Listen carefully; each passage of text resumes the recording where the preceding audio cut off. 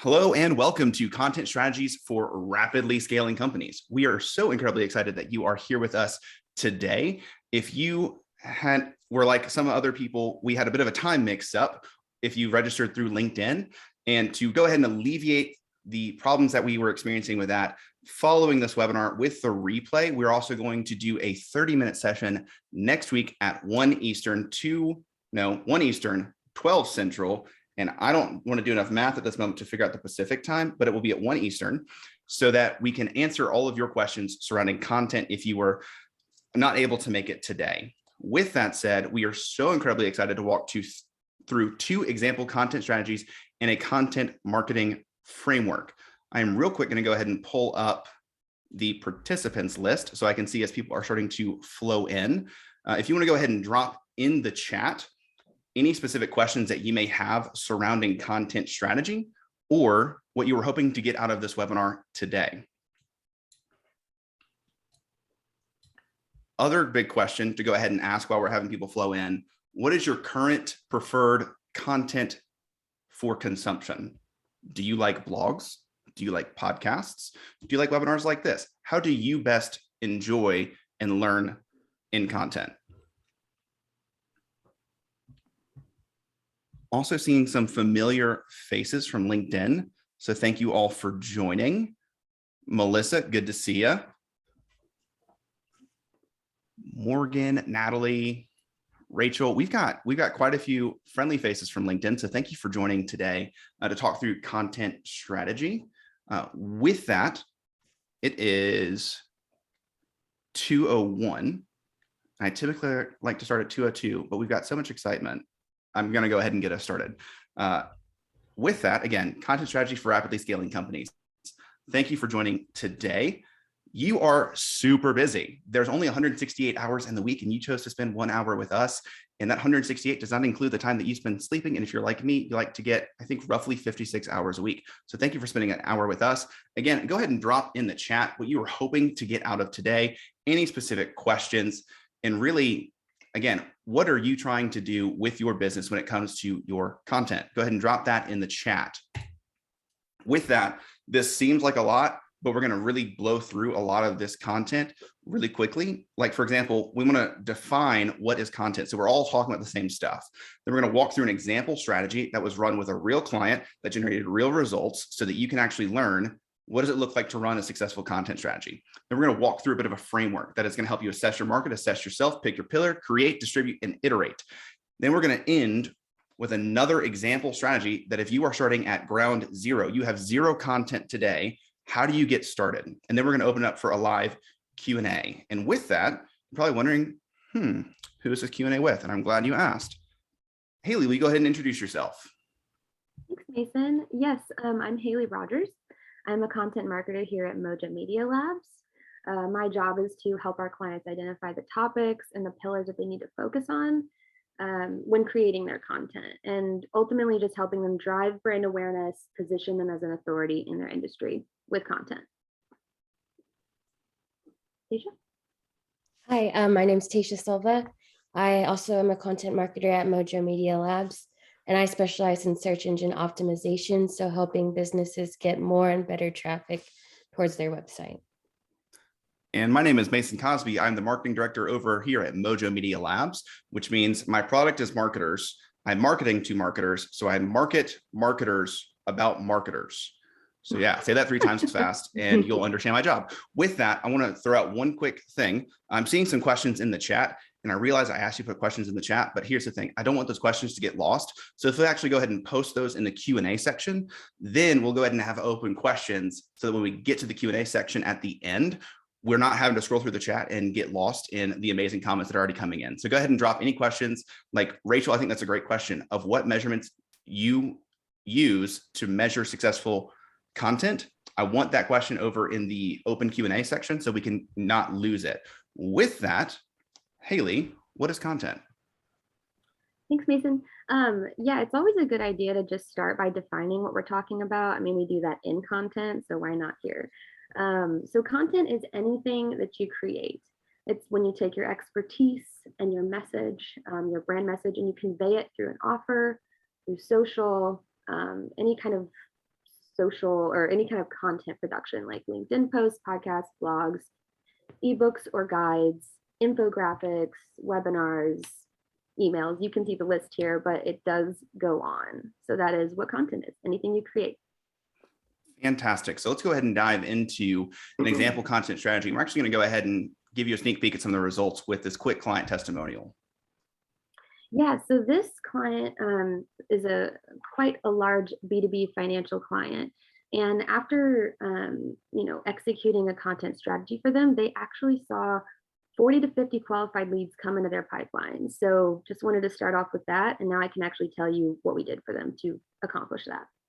Absolutely. And just to give a quick time frame on those 40 to 50 leads, that was within less than a 6-month time period. So they started at ground zero, and within 6 months had 40 to 50 qualified leads, and the deal sizes on that are typically 20 to 30 million in annually recurring revenue. So very large deals. So yeah, hey, let's go ahead and dive into that example strategy. All right, thank you. So with this B2B client, they had no digital assets or content that catered to the B2B side of their business, which is really where they wanted to concentrate. We knew that. We also knew that they had an annual conference coming up where their in-house, subject matter experts would be speaking. So we took this as an opportunity to create an asset that spoke to this B2B audience, an asset that they could use on their website and sales enablement, but also one that they could point to at their conference, point these conference attendees toward. So specifically, we created an ebook or a guide that was filled with like practical tips, steps to grow their business or their audience's business. We actually saw immediate success following the conference. It received 150 downloads. Obviously, we're going to iterate on that success. So we repurposed that asset, that digital asset, into a webinar, which gave us the opportunity to expand on that topic. We took and it dove deeper into their pillar topic, which we'll hear a little bit more from Tasha later on that. This led to more sales conversations, so we couldn't stop there. This is the whole point of a content strategy, just keep on going. So we created an assessment tool, something that was interactive, where we took the content from the digital asset and the webinar, we turned it into a sales enablement and qualification tool. So it basically offered practical, tailored insights based on responses, led to more qualified leads for the clients. And then from there, we decided to take everything that we had done and create a smart CTA strategy on their website, in HubSpot specifically. And the smart CTA strategy is based on where they are in the buyer's journey. So first, they're going to be served a CTA, a call to action that promotes the ebook download, this awesome digital asset that received all this great success at the conference. Next, they're going to be served that on-demand webinar, which they're obviously going to love because it's based on that digital asset. And then from there, they're going to be served the assessment, which is going to get them interacting, get them qualified. So long story long, these engaged website visitors were met with new relevant content that directly addressed their needs at that moment in the buyer's journey. At this point in the content strategy, we are planning a video series. So, all this great stuff that they found in this webinar and this asset, it might not be the way some people digest content. So let's break that up. Let's put it in a video series that they can use in email nurture, blog posts, really anything. It's smart, it's intentional, and it's the opposite of what Mojo considers random acts of marketing. So. Absolutely. And Haley, thanks for walking through that strategy. And what we hope you see in this is they started at one place and they continued to iterate and distribute the same really kind of content in a variety of mediums and a variety of ways. So with that, we'll go ahead and ask a couple of questions to you guys. So for starters, what is your current content strategy? So there should be a poll. When we talk about content strategy, like high level, are you more focused on an ABM approach? Are you inbound? Are you demand gen? Or is there another way that you're going about content that doesn't really fall into those three main categories that we're seeing today? Currently, the lead is heavy inbound. We've got a lot of inbounders in here. Over half of the group is using an inbound marketing strategy. So we've got about 46 people on the training today. We've got about 25 votes in. So I'm going to give it about 5 more seconds, and we'll go ahead and close out this poll. All right, and just to show you the results, again, 19%, so 5 of you are doing ABM, 16 or 62% of you on the poll are doing inbound. We've got 2 that are doing demand gen, and we've got 3 that are doing other. So if you would be willing to help me, if you clicked other, what are you doing? Go ahead and drop that in the chat. While we're getting that information in the chat, let's go ahead and dive over into a bit of content pillars. So do you have a content pillar? And again, we're going to dive a little bit deeper into what that actually means, but essentially, like, do you own a specific topic? Are you creating a lot of content around a specific area of information? I'm very, very happy with what I'm seeing. Most everyone is saying yes, they have a content pillar. We've got 23 yeses, we've got 6 no's, we've got 1 unsure. And hopefully by the end of this training, you'll know for sure. All right, let's go ahead and in this, share some results. Again, vast majority of you are using a content pillar strategy, which is fantastic. For the other 7, by the end of the day, you will know how to build a content pillar strategy. So I've got 2 more quick questions. What content mediums are you currently using? Are you all blogs, podcasts, social, webinars? Are you all video? Or do you have another strategy? And here's the thing. This is not select one. You click as many as apply.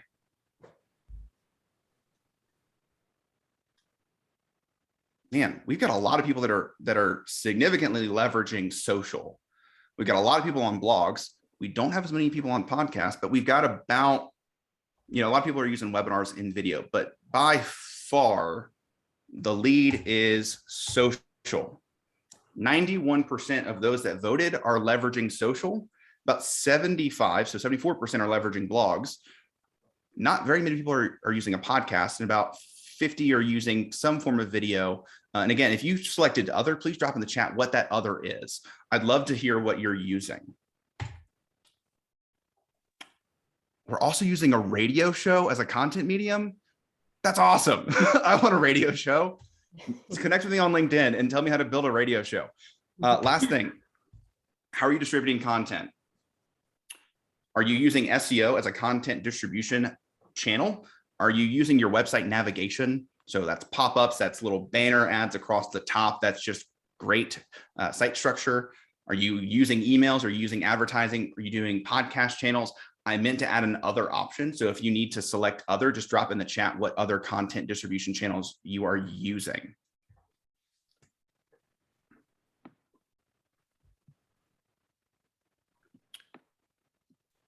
All right. Well, again, many of you are using SEO.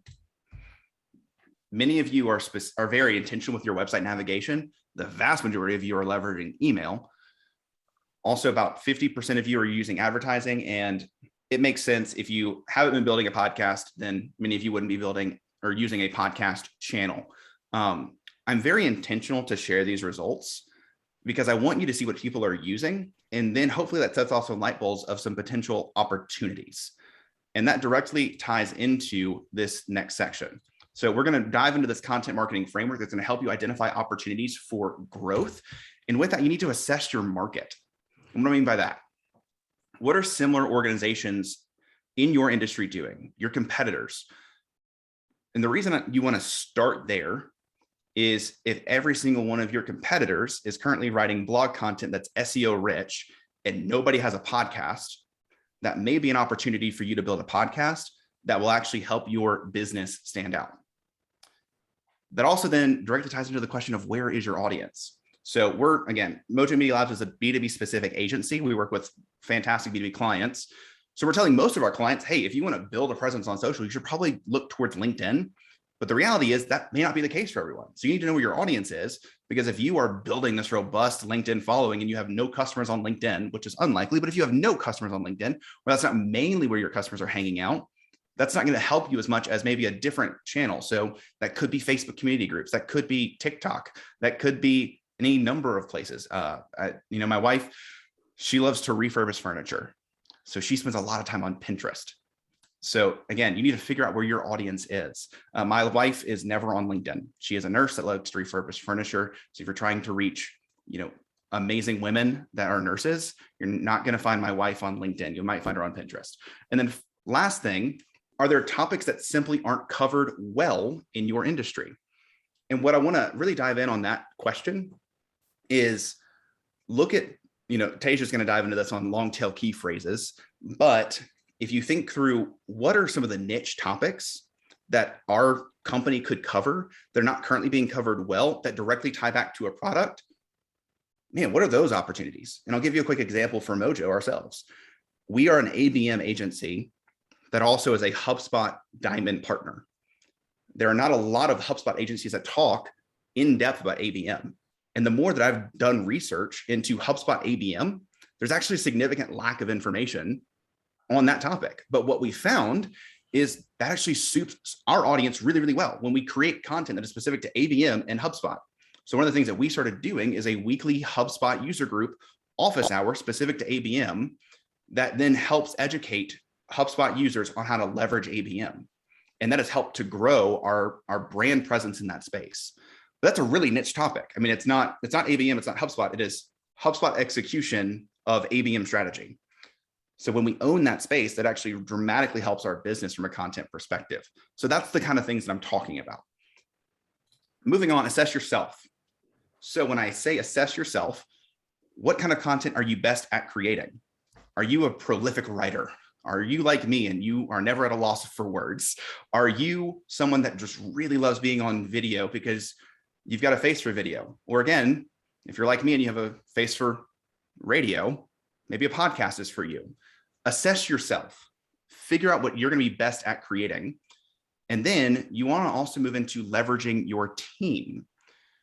So for example, we have plenty of people that we talk to that have an amazing subject matter expert. You want to leverage that person. You want to build thought leadership around that subject matter expert and make them the person that is most seen in your industry from your company, for the reason that the goal of many marketing content strategy, or the goal for many content marketing strategies, is to help transition your company from a vendor to a peer. And one of the best ways to do that is to have a subject matter expert that is a thought leader in your space. The next thing is you want to look at what tools do you currently have at your disposal. You also want to look at the ability to access new tools. And I want to kind of nuance what I mean by those questions. If you look at the existing tools that you have, then it's way easier to identify how can we get started and running today. Because if, for example, if I told you you need to start a podcast, but you don't have a podcast distribution tool, you don't have a recording tool, you don't have a microphone, you don't have headphones, which you don't actually need to get a podcast started, but that's beside the point. You don't have those things. It's gonna be way more difficult for you to think through how do I even get started with that, versus if you look at your existing tech stack and you're like, oh, I've got the ability to post blogs, I've got the ability to host a webinar using Zoom, I've got the ability to do these other content strategies. Fantastic. You want to start there. On the flip side of that, though, is if you see a massive opportunity, and you're going to hear me harp on this a lot, podcasts are a massive opportunity. If you have that opportunity, do you have access to get new tools? And the reason we want to ask that question is, some people have large organizations. There's tons of, layers of approval that you have to go through. So the idea of getting a new tool sounds nearly impossible. So if that's your situation, prove value first, like kill it with the existing content tools that you have today, and then iterate, which we'll get to as well. And you can add in those other tools. The flip side of it is you can buy Spreaker for $7 a month and distribute your podcast everywhere. So, if that's all it costs, you might still want to look into it. All that to say, understand your own abilities to access new tools. And the last thing that's a question for you is, what do you have time for? You already have a full-time job. You're already super busy. So how can you add in things that will not take up a ton of your existing time that you can then turn into content? Again, I feel like I'm going to continue to harp on the idea of a podcast, but if you think through the idea of building a blog, you probably need to interview a subject matter expert. So why don't you take that interview that you would be doing with a subject matter expert and record it and then distribute it through Spotify and Apple Podcasts, and then write a blog based on your interview. And now you've done a podcast and a blog using the same amount of time. Just a thought. The last thing is don't get in your own way. I did not know how to write super well when I started content marketing. My first blog was terrible, and I mean awful. And you can go find it. Do you know why you can find it? It's the #1 search result on Google for the term omnichannel lending.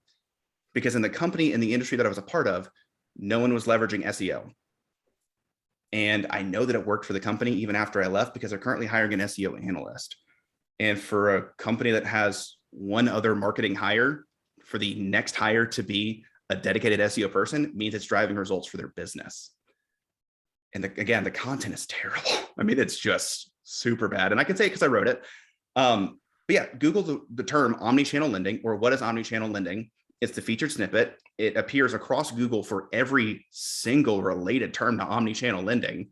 It's driving tons of traffic, and as a result, revenue, because SEO was the biggest opportunity for this company when we looked at the content strategy. So don't get in your own way. You will start, you will fail, you may succeed early, and you'll grow and you'll get better every single time. Same with LinkedIn, same with a podcast, same with a webinar, same with every kind of content you can create. Your first email that you send out is probably gonna be pretty bad. That's okay. You'll get better as you do it more. So don't get in your own way. Just start with the best opportunity and grow from there. So with that, now that we've really walked through the assess your market and assess yourself, I'm gonna pass it over to Tasha to really talk through the create, distribute portion of the webinar. Yeah, thank you, Mason. I think you hit on some really interesting questions there. And also the idea of how scalable a pillar strategy is. So starting small and building up. So for those that are just starting with a pillar strategy, we're going to go ahead and define what that is. So as mentioned earlier, it's really owning a topic. So a pillar topic is a topic that's fundamental to your business. And what you can do is you build out topic clusters within that category. So this works well for SEO because you're basically covering different keywords as you're covering the topic in depth. It's also great because you're able to really gain visibility towards different assets you produce. And as Haley mentioned, you're creating content that everyone can digest in their own way. So it's really owning that topic within your content strategy. So as we're developing our pillars, there's a few really helpful questions. So the first one you need to be mindful of is what information are your ideal customers asking for? So this is something that's big in search engine optimization, which is understanding what people are searching. So you have to be considering your buyer's journey. So first, what are their problems? What sort of solutions are they looking for? And then as they're getting ready to buy, what sort of questions they're asking. So what can we be making in terms of content to guide them through that journey and be relevant? What topics are important to your industry? So this can be problems, solutions, blog topics, etc. What's missing in the market? So again, we need to be finding our niche. So a lot of times this is longer tail keywords. So ones that have lower competition and keyword difficulty, but if you're able to rank high, you're going to be able to gain a lot of meaningful visitors with high intent. And then what content can you tie back to your products? So this is where the idea of interlinking comes in. You want to be able to link back to your product and service pages. You want to be able to promote them on page in calls to action. You want your buyer to be able to see your business as the solution to their problem as they're gaining awareness of their issues and their solutions available. Again, what can you actually offer valuable insight on? So this is, again, with your niche, developing your expertise, developing the difference between you and your competitors. And then what is your unique point of view? So you're bringing something different to the table that your competitors don't. Right. As far as content creation goes, there are plenty different avenues that you can take. As mentioned, podcasts, webinars are a little intimidating to get into at first, but they are pretty accessible, and many businesses tend to overlook them. Speaking engagements, as Haley mentioned, can be a valuable opportunity. So that's at conventions, meetings, etc.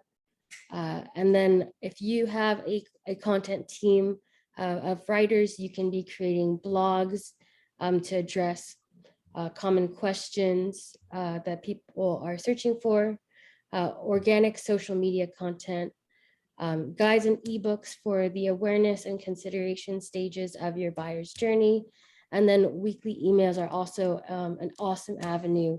There was once a time that people thought that email was dead. No way. It's still one of the highest converting channels that are out there. So there are plenty of different options for you to get started. It's just choosing where and then building from there. All right, so just to dive into the different distribution methods, we have SEO, which is search engine optimization. So you will need to be aware of the keywords that people are searching related to your business and industry. A lot of search engine optimization has to do with picking the right titles, picking clickable meta descriptions. So that's the descriptions on your page as they show up within the search engine results. As well as within the on-page itself, picking the right headers that are relevant to the topics people are searching. We have emails as well. You can use plenty of different content management systems, HubSpot, MailChimp, etc. We have advertising on both Google Ads as well as paid social media ads as well. And then organic social media, podcast channels like Spotify, Apple, etc.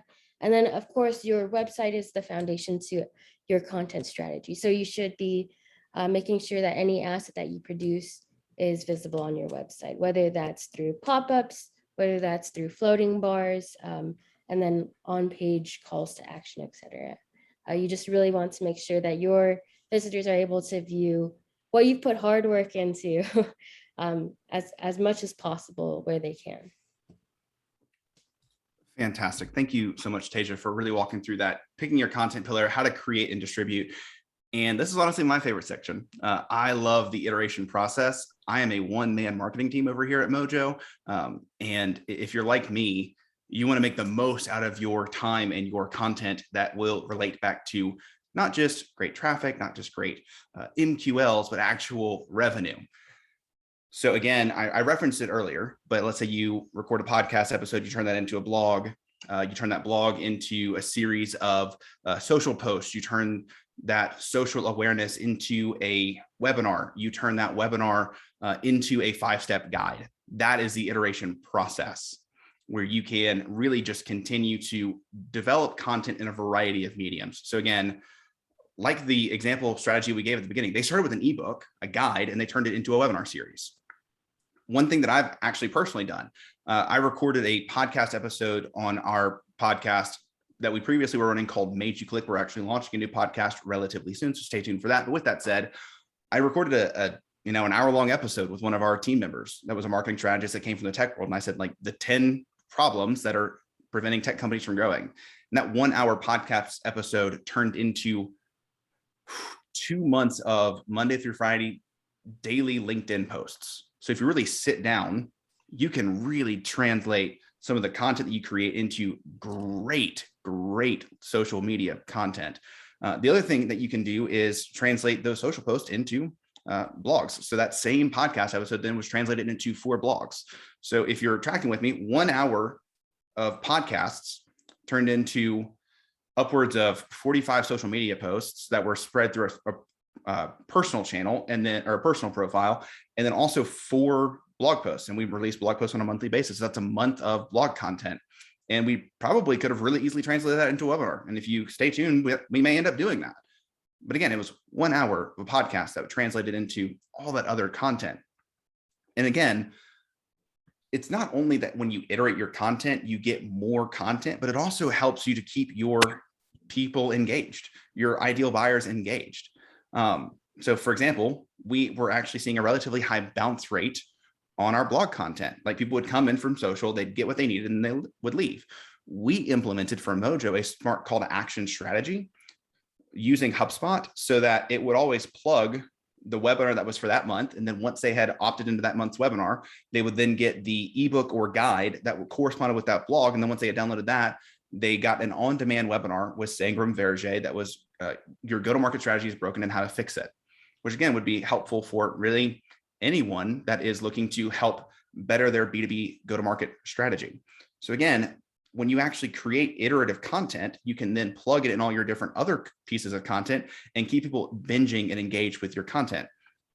And the last thing that I really harp on, and this is a bit of building a personal brand as well, is a lot of people will start to post on LinkedIn and social and they just don't get a ton of reach. And they start to say to themselves, like I just don't have good content. And the reality is you may just have the wrong network. I think many people started their LinkedIn profile when they were in college. They connected with all their friends in college.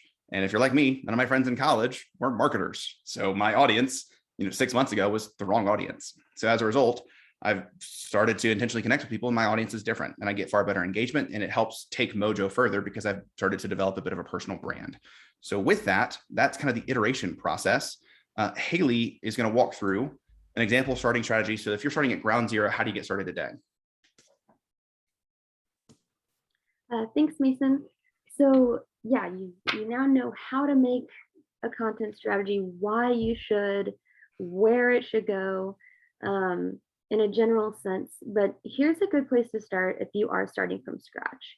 And the reason why this is a good starting strategy for somebody who's starting from scratch is because it's built on low-cost tools that are super effective today. And second, like Mason has said already in this webinar, is that the content process already starts with research and or an interview. So you're going to do that legwork regardless. A podcast is an interview. You ask your subject matter experts about industry topics. You generate answers, valuable content that lives in a podcast episode. At that point, you can then repurpose that interview that would have happened anyway into LinkedIn posts. And again, organic social is free, it's effective, and podcast content is very translatable to social. Again, like Mason said, easy sound bites, easy pull quotes. These are small, quick things that can be pulled from a transcript. You can even have that transcript in front of you while you're creating content, and that recording as well. As you establish yourself on social, specifically LinkedIn in this case, with this content, you can support the strategy by sending out those connections, like 100 connections with industry related people every week. Mason, I don't want to harp on you too much, but I know that you did grow your following from like 1,600 to like 4,000 on LinkedIn, just by being intentional and being actionable with how he works with LinkedIn and using that as a platform to point to this content. Hey, I'm Mason, I created this thing, here's how much I know about this thing. And then lastly, you can take this content that you put on LinkedIn, this podcast content, and repurpose it into that blog post we keep talking about, which can be used in your weekly or monthly newsletter, and other outreach. So, and also, this content can be used in other platforms outside of LinkedIn if it fits that audience that you're looking for. So yeah, this is a great starting strategy, but remember, this is a continuously scaling process, but at least you kind of know where to start. Absolutely. Thank you so much, Haley, for walking through that example starting strategy. Before we dive into the Q&A, I just want to also throw out, we walked through really how to do this on your own. But going back to that piece of time, if you do not have the time, Mojo Media Labs can also help you do exactly this. So if, as we walk through this and you're thinking, man, I'd really love some help doing this, Go to mojomedialabs.com and request a call today. You can actually look at our salesperson's calendar and schedule time, and we'd be able to get on a call with you as early as tomorrow should you need help with your marketing. So with that, let's go ahead and dive into the Q&A. We actually have got 5 questions already over here. So if you have any other additional questions, feel free to go ahead and drop those. And we're going to start with Rachel's question of what KPIs do you use to measure content success? Haley, Tasia, if you guys are okay, I'd love to take this one.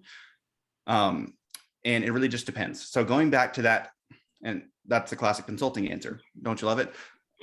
It goes back to the strategy. So if you are running an inbound strategy, the KPIs would be different than an ABM or a demand gen strategy. So let's just walk through the basic level KPIs that you would want to track for all of them.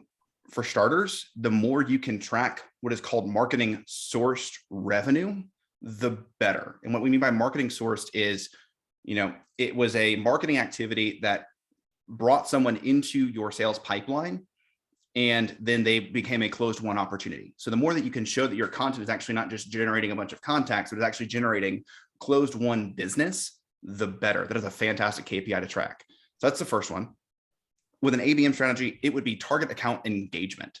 So for example, if you host a webinar, if you host some kind of a private event, if you publish a blog that you then send, you want to track how engaged are your target accounts on your target account list. And that's not just the individual contacts that you have from the account that you, for example, already know about. But as a prime example, we've hosted a webinar where our target account was a CMO and that we had in our database. And that CMO then invited a bunch of their VPs to the webinar. So we were able to see, okay, this one was very clearly appealing to this target account, because not only did we have the one person that we had already identified as a potential contact to break into the account with, that person invited 3 other people that are all VP level marketers. So clearly they are struggling on this point. That then informed the rest of our content strategy on that one-to-one basis.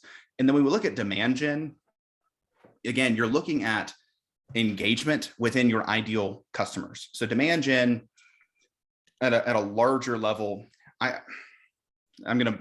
some people may disagree with this, but I look at demand gen really as the mix between inbound and ABM. It's highly targeted and specific, but it's not necessarily named accounts.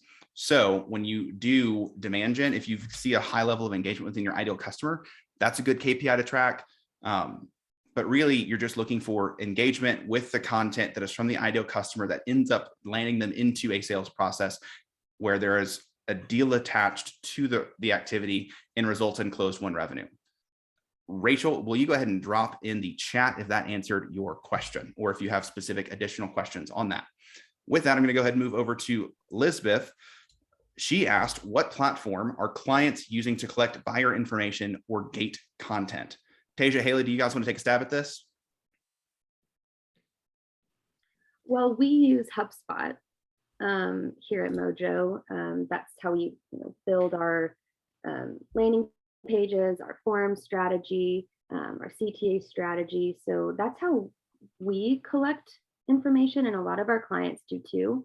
I mean, we are HubSpot Diamond partners, so we do attract a lot of that target customer base who need help with HubSpot and collecting that information, gating that content. So that'd be my short answer. Yeah, just to really take that a little bit further. Not only does HubSpot have a marketing automation tool, but they also have a content management system. So you can actually build your entire website on HubSpot. So everything is all integrated and connected. So you can actually track from the initial touch point to when they become a closed won deal, every single step along the way, from the content that they engage with to the pages that they view on your website to the emails that go back and forth. So that's why we encourage people to use the HubSpot CMS and really to try to use all of their tech stack in HubSpot, because it just makes it a lot easier to create. Again, I'm one-man marketing team over here that is building everything that you see from Mojo, and I use HubSpot, and it makes my life a heck of a lot easier. And it's also way easier to track. So that's what we recommend for people. Elizabeth, if there's any other questions, feel free to drop those in the Q&A section as well. And Mason, that actually does go back to the first question as far as like measuring success. Those downloads, those clicks, the time on that page, that they all of this kind of weaves, in and out of each other. So yeah, that's a great call out. Rachel asked, what are what do you use to create interactive content? And this came in during the example case study that Haley was walking through at the beginning. So in the case of that interactive content, we were using a tool called Typeform that you can then use to create interactive chats that are all form based. You could also use something like Drift.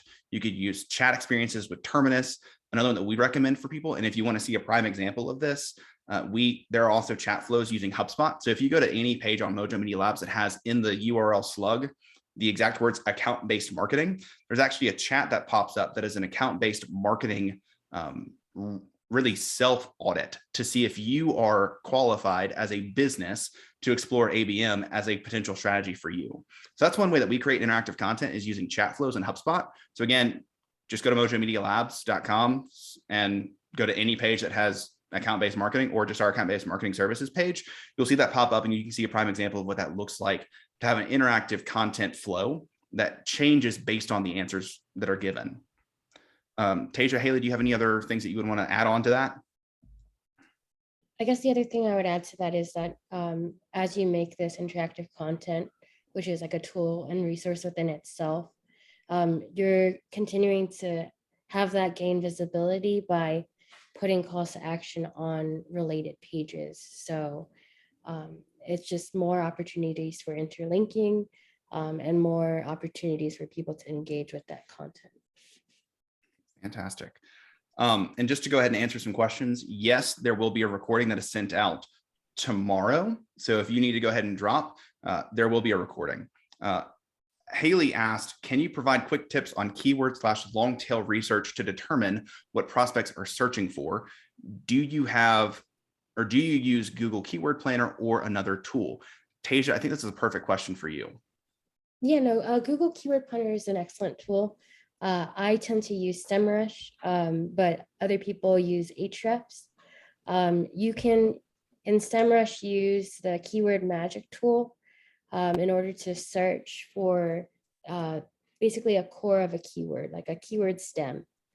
And then you're able to see what else is ranking well that contains that phrase. You're also able to filter out things that aren't relevant to your company.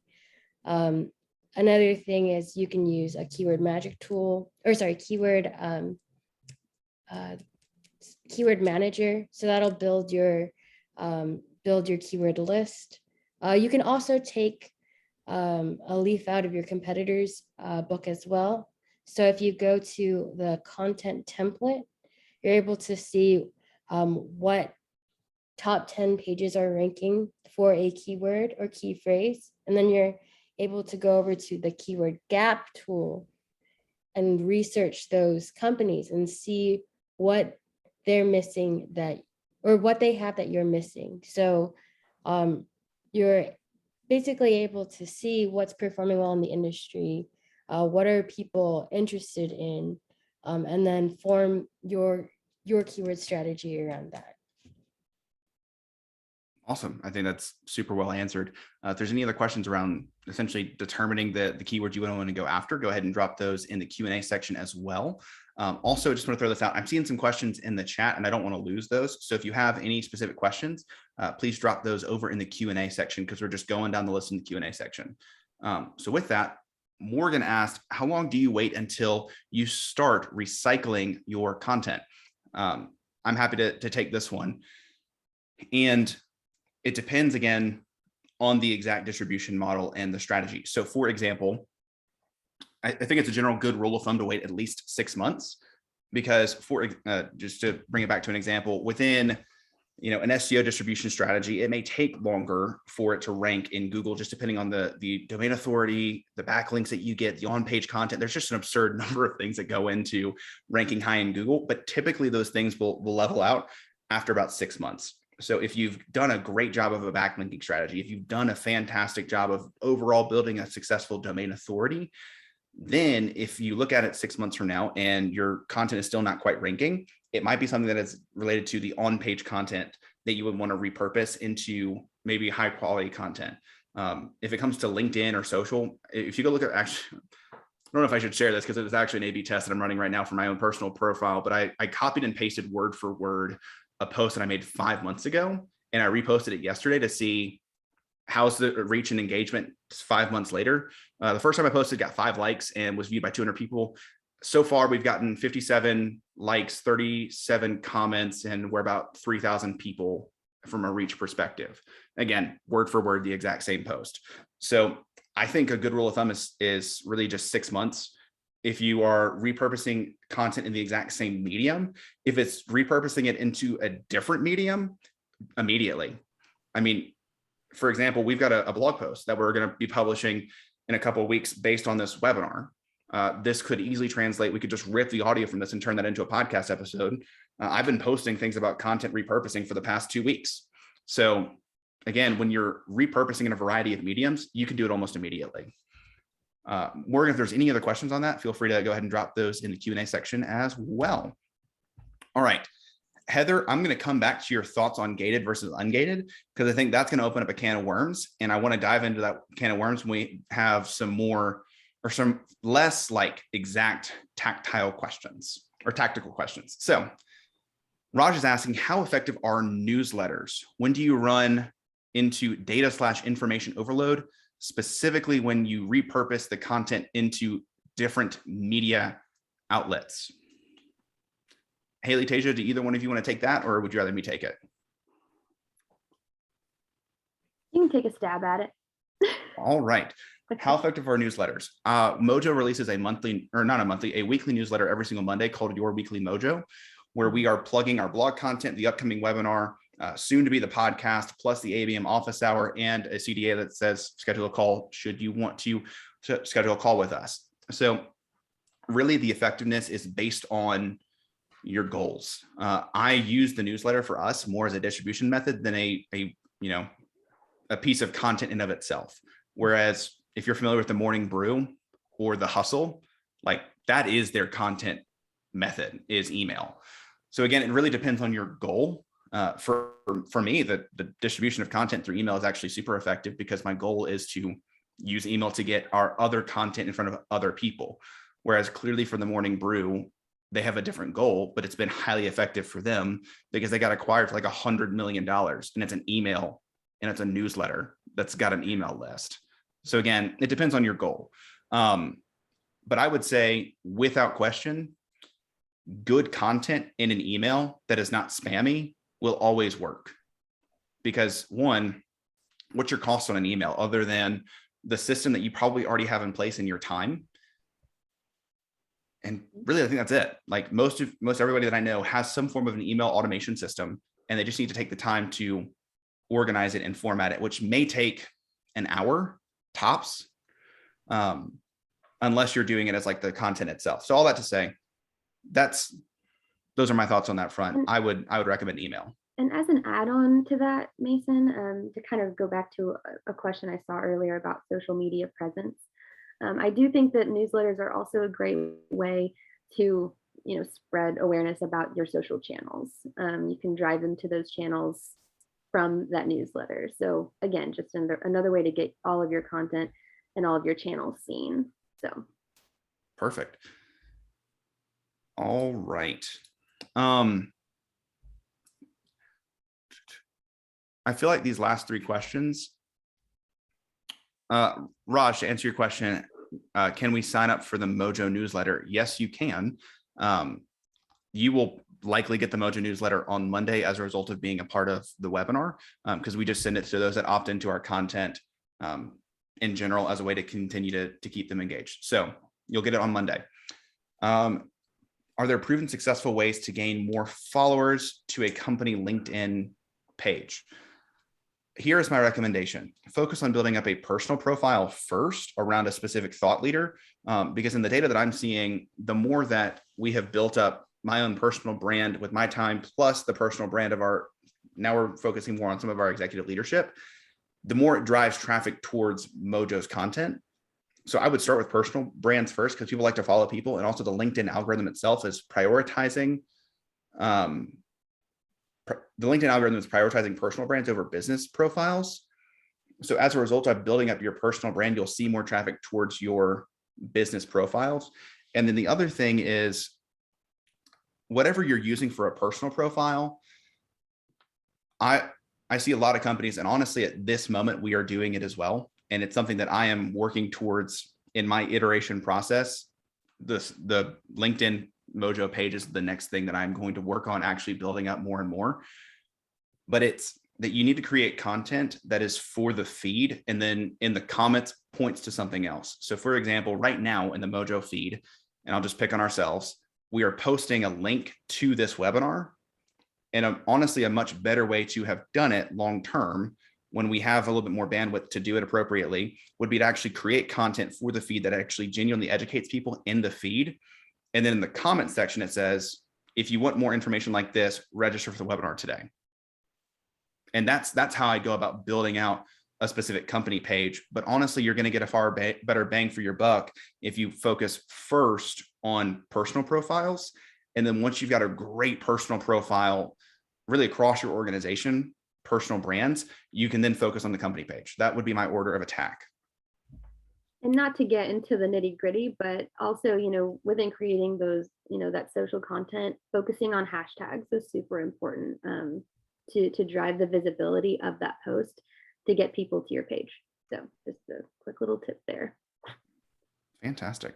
All right. And I think that answers. Tasha, I was going to say one last thing is where you can to go ahead and tag in people that are relevant to your industry. So we tend to do that with Terminus and HubSpot. So that way you're really joining the community in thought leadership and in a conversation. What you end up getting is a bunch of people that are basically building off of each other within that community. And if you did a podcast where you interviewed one of these subject matter experts, guess who you can tag? And Exactly. who's going to share it, on their channels as well. The last thought on this, and this is in some senses controversial, but you do have the ability to invite people to follow your page. So if you want a proven way, that's the one that you have in the most control for yourself, is to invite people to follow your pages. People do that. Again, the reason it's controversial is it's like, no, they should naturally or organically find us because we're creating great content. And I just think there's a balance there. But if you're looking for like, how do we increase our followers today? You can invite 100 people this month to follow your page. Short and sweet. All right. I think that answers Deanna and Rachel's questions on LinkedIn business pages. But if there's any other questions, feel free to drop those as well. Heather, you've got the last two questions that are currently here. So let's go ahead and dive into, could you give an example of how to use the smart CTAs in your content strategy? I think I'm reading that correctly. Yeah. So really, as you think through, I think we've offered two examples a little bit earlier. So I'm going to think through it like a third example. But if you, again, smart CTAs, it would be in your blog content, or if you create a landing page for every podcast that you create, or on your even on your services pages. Like if you have a transitional call to action that is for a piece of content in your services pages, then what you could do is using smart CTAs, which, Heather, if you want to connect with me on LinkedIn, we can schedule a quick 15-minute call and I can show you like in a demo format what it looks like to use smart CTAs in HubSpot. But if you're not familiar, then you can create calls to action as a part of a lead capture tool within HubSpot. And it is then based on the lists of the information captured. So the example that I walked through earlier for Mojo ourselves is somebody lands on a blog, they read the blog, they love it, they want more information about really content strategy, for example. If you go look at Mojo's blog, none of you will see it because you're all already registered for this webinar. But if you were not registered, you'd see an image that said content strategy for rapid scaling companies. It has my face, Tasia, and Haley, and we're all saying register for the webinar. You click on that, you opt in. From there, if you were to go read a different blog, the CTAs would no longer show the content strategy for rapidly scaling companies because you are now part of the registrant list. And it now has changed the call to action based on the fact that you're already in a registrant list, and it will show you a different thing. So for example, we've got an ABM ebook that you can download that's literally 105 pages. It's absurd. It gives so much away. But let's say you were reading a blog on ABM, you've already registered for that month's webinar. Now you'll be served the ABM ebook. Again, you fill out that form, you get the content, you're now part of a new list.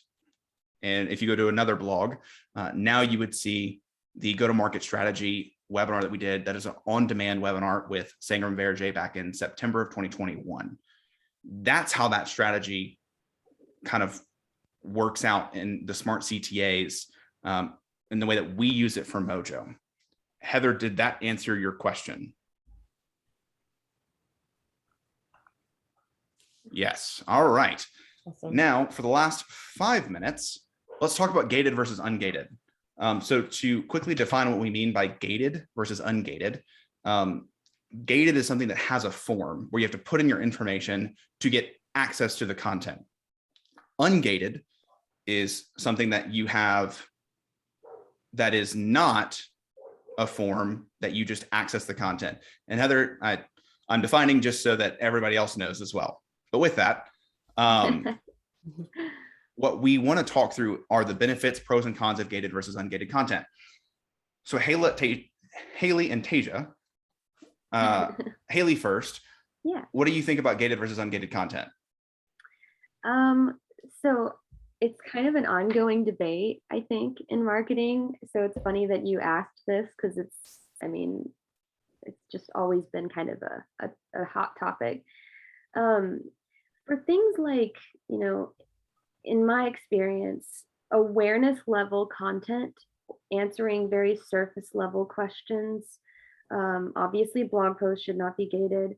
Videos should not be gated, necessarily.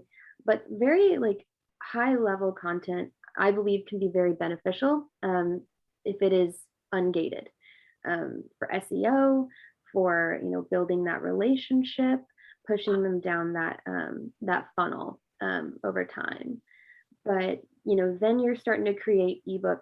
You're starting to spend a lot of time on white papers, guides, things that are a lot deeper, that are in more in depth. And your goals obviously matter here. You're trying to, attract your ideal customer. You're trying to collect information so you can reach out and nurture those leads.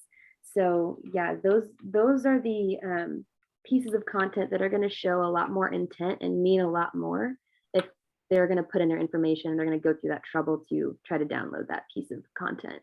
But again, yeah, things like videos, that higher level awareness content, that's great for just nurturing that relationship, getting them to get to that guide eventually where they're going to go for it and put their information in there. That's my opinion. Yeah. I think to kind of feed off of that, I don't think that anything that would hinder the buyer's awareness and journey, I would keep ungated. So for example, I see a lot of businesses gating case studies. I tend to prefer to keep that ungated because case studies are just another opportunity for you to show the success of your business. If you're gating that away, then that's just an opportunity lost to show your success stories. But I also think that you can use a blog strategy to promote gated content. So you can have, for example, blogs about account-based marketing and still have an ebook or a guide on account-based marketing that can still cover a lot of similar concepts, just dive deeper into that topic.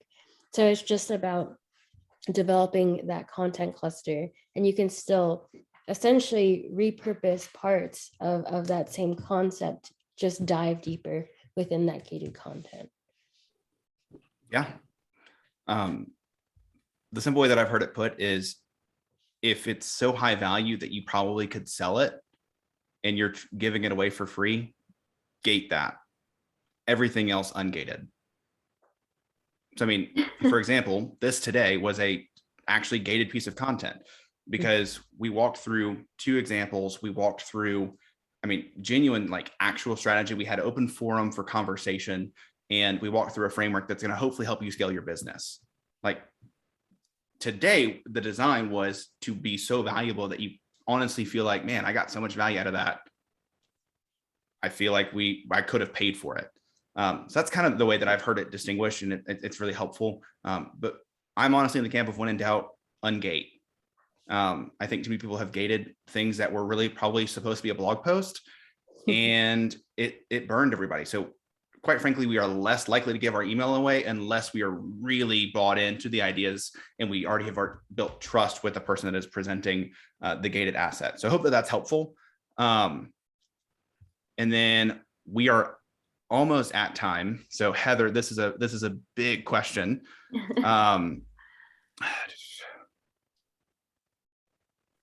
Heather, I'm gonna, because we are at time, unfortunately, I want to go ahead and end on time for people.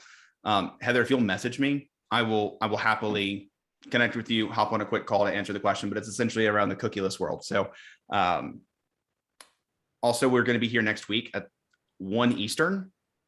So if you want to bring more questions next week at 1 Eastern, we'll do a 30-minute session for Q&A just like this. Again, thank you all for joining today. We hope that you enjoyed this session, and here's to better content strategy. Happy scaling. Happy scaling.